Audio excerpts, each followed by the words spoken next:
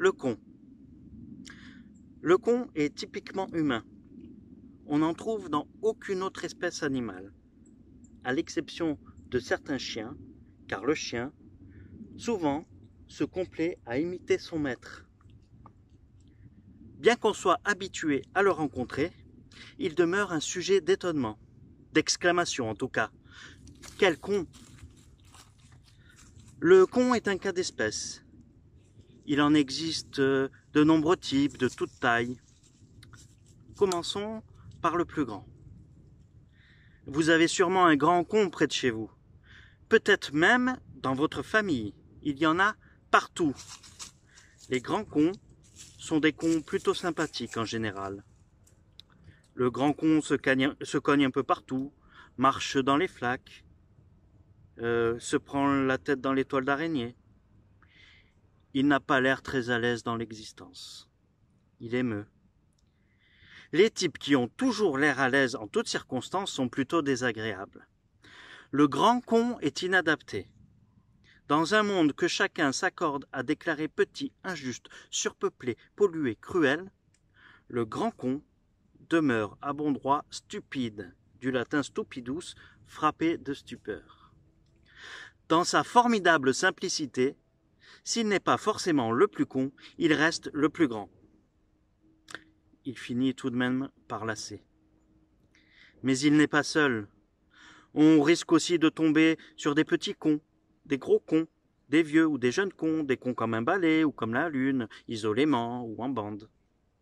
Ces gens-là sont assez difficiles à classer car assez souvent, ils ne sont pas seulement petits ou gros ou seulement vieux. On connaît de vieux, petits, gros. Certains ont l'air d'être grands parce qu'ils sont très maigres. On en croit d'autres petits parce qu'ils se trouvent loin, ou parce que leurs parents, leurs conjoints ou leurs directeurs les tiennent à distance. On les distingue avec difficulté sur les photos de groupe. Il peut arriver que le pauvre con soit redevable de l'impôt sur la fortune, et que la première personne à pénétrer dans une salle soit justement le dernier des cons. Observons le con dans la nature. Le grand con est généralement inoffensif, alors que le petit con est souvent teigneux. Mais bien que des tas d'archivistes amateurs soient persuadés du contraire, l'étiquette ne fait pas l'homme.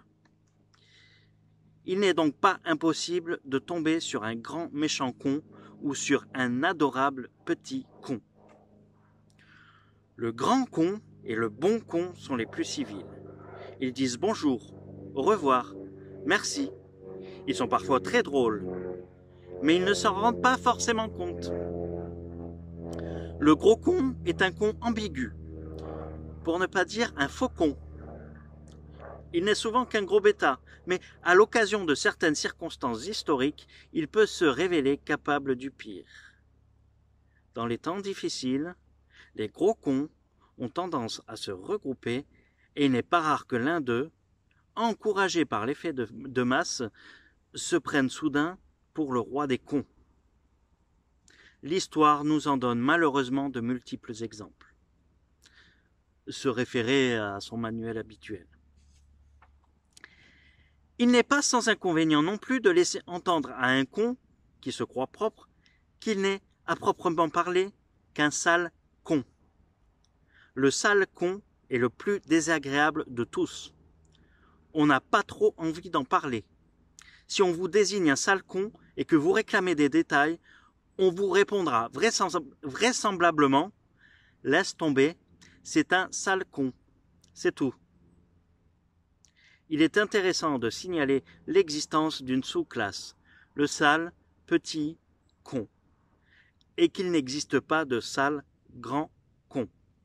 Apparemment, personne n'a jamais rencontré de sale grand con. Le con a-t-il des excuses? Sans aucun doute. On peut lui trouver de bonnes excuses.